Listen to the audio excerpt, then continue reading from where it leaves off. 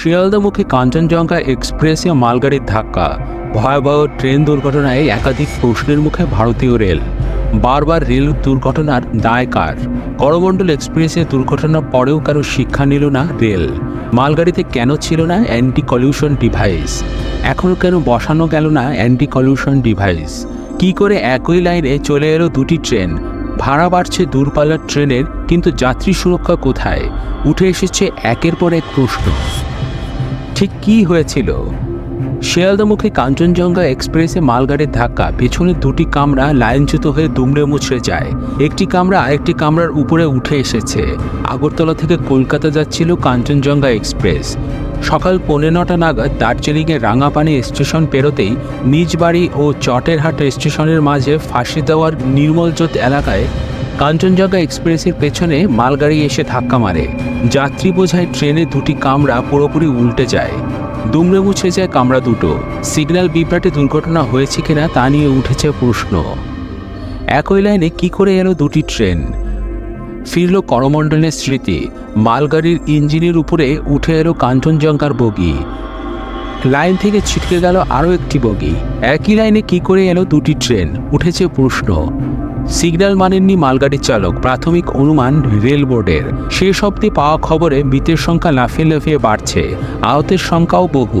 প্রিয়জনকে দেখতে না পেয়ে দুর্ঘটনাস্থলে দাঁড়িয়ে কান্নায় ভেঙে পড়েছেন অনেকেই রেল পরিষেবা নিয়ে ক্ষোভ প্রকাশ করে তুলেছেন প্রশ্ন।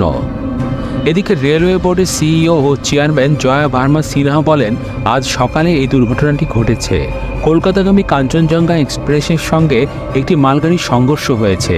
মালগাড়ির লোকো পাইলট সিগন্যাল উপেক্ষা করেই ট্রেনটিকে পেছন দিক থেকে ধাক্কা মেরেছে। মালগাড়ির লোকো পাইলটের কামরা এবং ট্রেনের পেছনের পার্সেল ভ্যান কোচটিতে দুর্ঘটনার প্রভাব সর্বোচ্চ। মালগাড়ির দুই ড্রাইভারের মৃত্যুও হয়েছে। কাঞ্চনজঙ্ঘা এক্সপ্রেসের গার্ডও প্রাণ হারিয়েছেন। রেলের তরফে বলা হয়েছে, প্রাথমিকভাবে মনে করা হচ্ছে মানুষের ভুলেই এই দুর্ঘটনা। সিগন্যাল উপেক্ষা করে যাওয়াতে এই ভয়াবহ দুর্ঘটনাটি ঘটেছে। অ্যান্টি কলিউশন ডিভাইস কবচকে কিভাবে পশ্চিমবঙ্গে আরও কার্যকরী করে তোলা যায় সে চেষ্টাই করা হচ্ছে। দেখুন আর কি বলেছেন রেলওয়ে বোর্ডের সিইও ও চেয়ারম্যান জয়া ভার্মা সিনহা। सियालदा जा रही थी, उसका एक्सीडेंट हुआ है रियर एंड से। एक गुड्स ट्रेन ने पीछे से सिग्नल को डिसरिगार्ड करके आके उसको हिट किया है।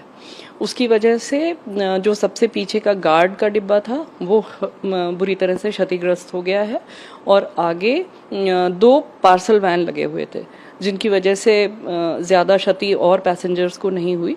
और उसके आगे जो जनरल कंपार्टमेंट थे वो भी थोड़े से क्षतिग्रस्त हुए हैं।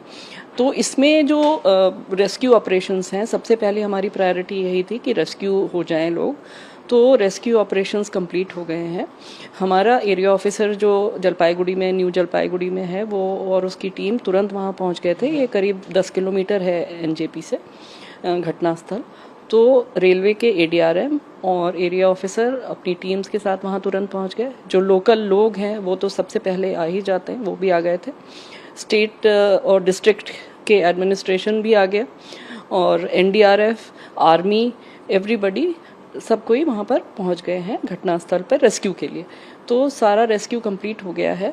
अनफॉर्चुनेटली ये खबर है कि करीब 5 लोगों की जानें गई हैं और हमारा जो स्टाफ है, हमारा जो ड्राइवर थे जिन्होंने वो सिग्नल को डिसरिगार्ड करके आगे चले गए, उनकी भी जान चली गई है। और जो गार्ड थे, जो सबसे पीछे का डिब्बा था कंचनजंगा का, उनकी भी जान गई है। अभी तक हमारी जानकारी के अनुसार 5 पैसेंजर्स की डेथ हुई है और बाकी लोगों को जो वहाँ का नज़दीकी अस्पताल है, मेडिकल कॉलेज है, नॉर्थ बंगाल मेडिकल कॉलेज, वहाँ पर पहुँचा दिया गया है। सारी एम्बुलेंसेज आ गई थी, उसकी मदद से लगभग 50 लोग इंजर्ड हैं जो कि अभी हॉस्पिटल में हैं, पर इंजरीज शायद उतनी ग्रीवस नहीं है और पूरी तरह की मेडिकल हेल्प उनको दी जा रही है। रेलवे के हॉस्पिटल के डॉक्टर्स भी वहाँ पहुँच गए हैं और उनको उनका इलाज पूरी तरह से कराया जा रहा है। हेल्प लाइन आप लोग के द्वारा वहाँ काम कर रहा है, जो पैसेंजर हैं उस ट्रेन में जो सफ़र कर रहे थे उन लोगों को तत्काल अपने लोगों तक पहुँच सके, इसके लिए क्या सुविधाएं दी गई? जी, इसके लिए हमने सबसे पहले तो ये अरेंजमेंट किया है कि सबसे पहले तो लोग रेस्क्यू हो जाएं, जो भी लोग उसमें फंसे हुए हैं उस हादसे में, जिनको मेडिकल हेल्प की आवश्यकता है, उनको सबसे पहले मेडिकल हेल्प मिल जाए। वो कार्य पूरा हो गया है। उसके बाद अब जो बची हुई ट्रेन है, बाकी जो ठीक ठाक हालत में ट्रेन है, उसको अभी हम लोग निकाल रहे हैं आगे डीजल लगा के, और उसको अपने गंतव्य तक पहुंचा देंगे। तो वो अभी किसी भी समय चल सकती है वो ट्रेन, और उसमें जितने भी यात्री हैं वो सब अपने डेस्टिनेशन पे चले जाएंगे। और बाकी जो इंजर्ड हैं उनके लिए हम लोग पूरी तरह से देखभाल कर रहे हैं। रेलवे बोर्ड किस तरह से लोगों तक पहुंच रहा है, किस तरह की मॉनिटरिंग की जा रही है रेलवे बोर्ड के द्वारा, उसके बारे में बताइए। हमारे पास यहाँ पर एक कंट्रोल एंड कमांड सेंटर है, जिसमें कि हम लोग तुरंत आ जाते हैं और घटना को यहाँ से उसको कोऑर्डिनेट करते हैं। जिस प्रकार की सुविधा और जिस प्रकार की आवश्यकता है वो सब हम लोग यहाँ से कोऑर्डिनेट करके स्टेट गवर्नमेंट, एनडीआरएफ, जिससे भी बात करने की आवश्यकता होती है मेडिकल हेल्प के लिए, वो सब हम लोग यहाँ से भी कोऑर्डिनेट करते हैं। लोकल लेवल पे तो हमारे लोग कोऑर्डिनेट कर ही रहे हैं, पर हम लोग भी यहाँ से सेंट्रल लेवल पे सारे कोऑर्डिनेशन करके सारा अटेम्प्ट यही रहता है कि सबसे पहले लोगों को रेस्क्यू कर लिया जाए।